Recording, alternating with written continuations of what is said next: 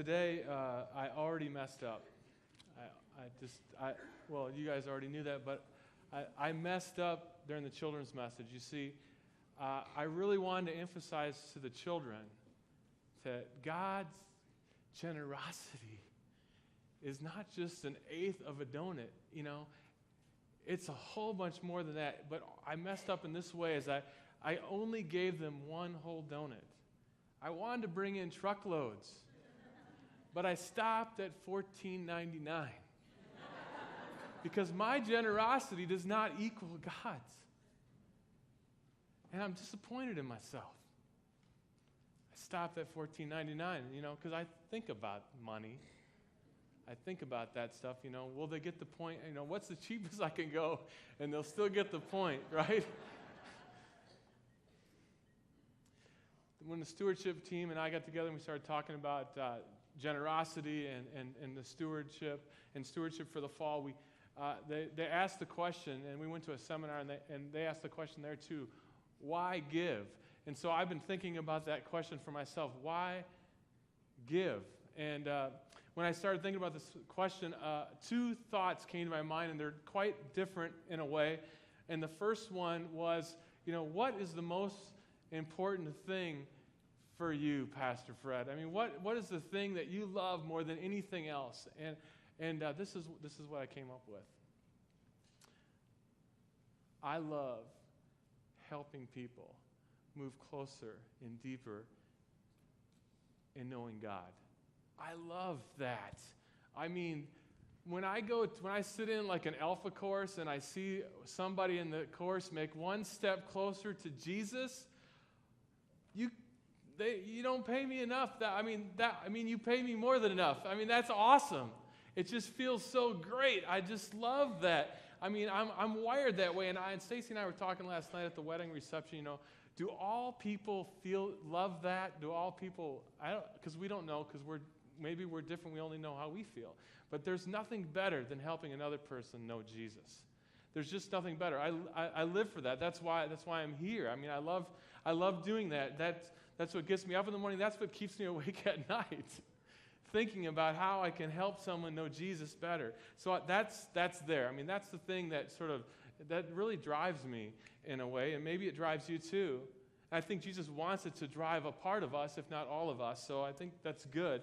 The second thing I thought about was, Fred, who do you want to be like more than anybody else in the world? I mean, who do you look up to? Who do you want to live your life after? And I thought of two people.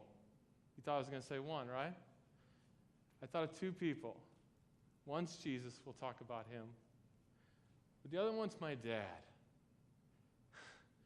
I want to be like my dad. I'm sorry, I didn't mean to cry there. But my dad's pretty cool. My dad lives by John Wesley's principles, John Wesley said about stewardship, earn all you can, save all you can, and give all you can. My dad's great at all three of those. And I really want to be like him. My dad, he earns all he can, but it's different than, not just so he can have the bigger, nicer thing. That's not why he does it. He does it out of a sense of stewardship of all God has given him. God has given him an intellect. God has given him hands and feet. God has given him physical capabilities of working hard. And he thinks the best way to serve God is to do that, to use the things that God has given you and not to be idle. And so my dad does that very well. He earns all he can. He might do it to a fault. He's kind of a workaholic, but I try to do that too. I try to invest myself completely in my work to use everything that God has given me. That part I think I inherited from my dad. But my dad also saves all he can. I mean, also maybe to a fault. But my dad, the first thing he taught us as soon as we could walk was how to, take care of our checking balance and our registry, right? We had checkbooks. My dad was a banker the first part of my life, and so we had checkbooks at an early age. But he taught us how to save up for things that you need, and also just waste not, want not. I don't know about you, but when you get down to the end of the lotion and the lotion bottle, the pump, well, then the next day you turn it over, right, so that you can take off the lid and get the last dregs out of it. My dad cuts it open the next day after that, and takes his finger and gets any extra load. I mean, he really does save all he can. When we go out to eat as a kid, it was kind of a traumatizing experience because my mom, we'll go out to a nice, steak place, and for my mom, the point of it is to be extravagant, right? We're out there, and my dad lets us order anything we want, right? But then when it comes to him, I'll just have water. Because he knows that we're not going to clean up our plates. I mean, he's really thinking about saving, why, I'm going to end up eating the kids' food anyway. My mom's like, you are going to order something, Gary. You are embarrassing me. But I get that. I mean, I think that's okay. I mean, he's saving for something. Why waste money there? Why waste money? My dad saves all he can, and I've inherited that. Thrifty. It's a spiritual gift. But my dad also gives all he can. The Vanderwerfs, I don't know if you noticed, but we don't have a smile. We kind of have a smirk. And my dad, when he gives something, you can see him smirk.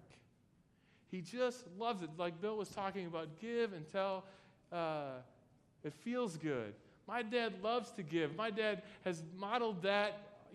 10% was a given in my family, to the church.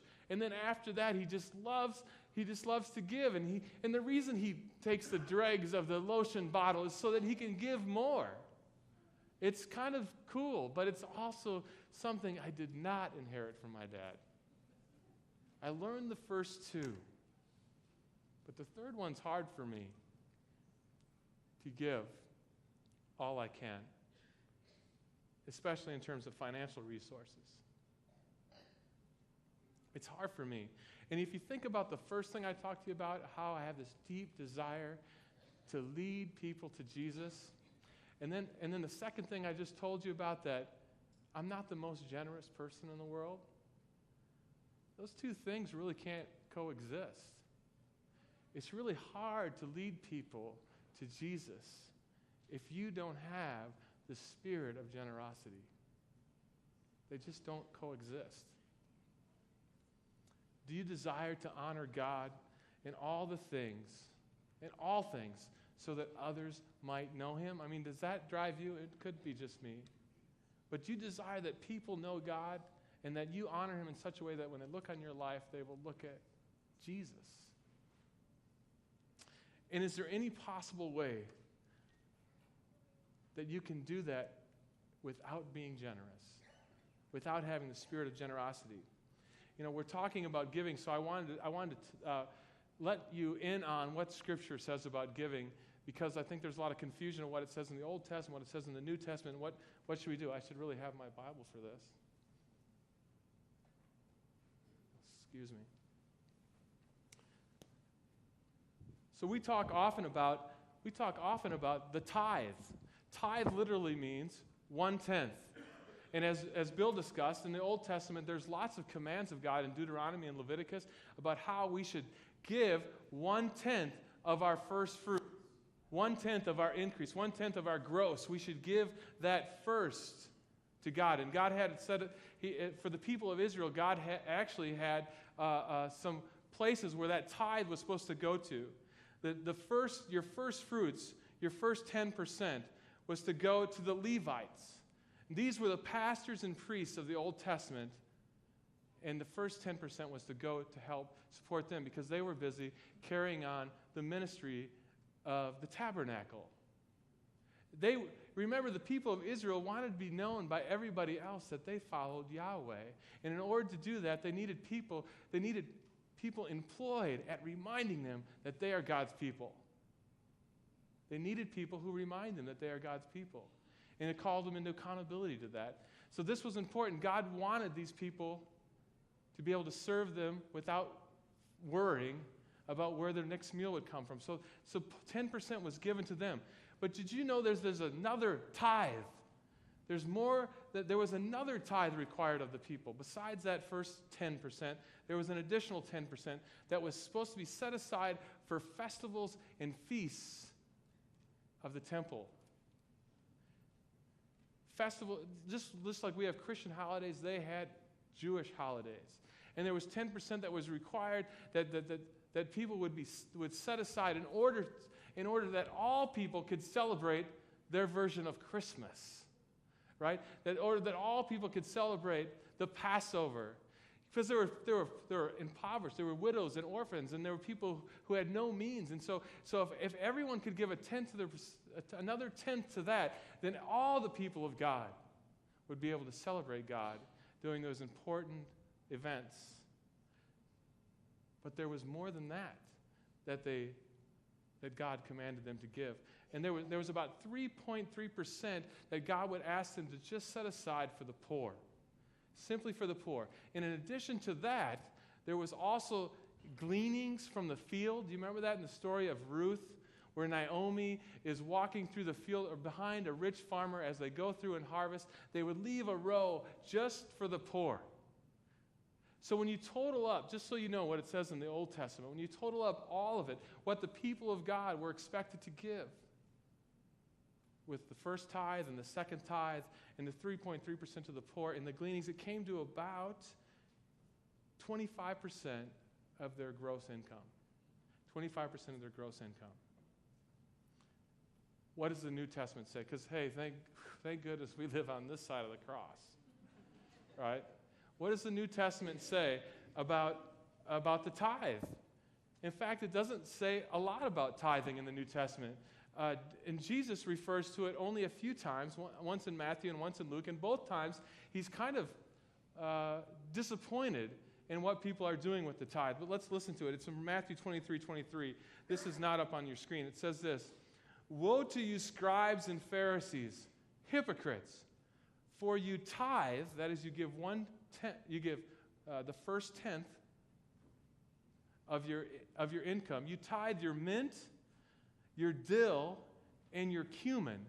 In other words, these Pharisees and scribes were so good about honoring the commandments of the Old Testament that not only would they tithe their sheep and their cattle and their corn, or barley, whatever they had, they would also tithe down to the smallest herb, the mint, the dill, and their cumin. They would also give that to the Levites.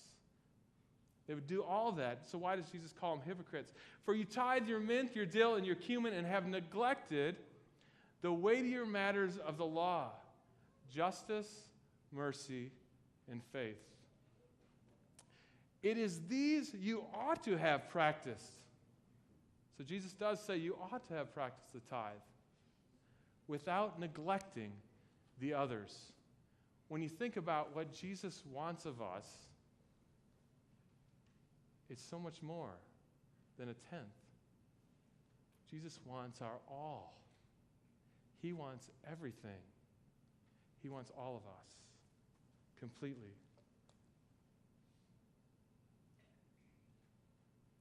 I invite us to think about how much, not about how much I will give, but how much do I dare hold back of what God has given me?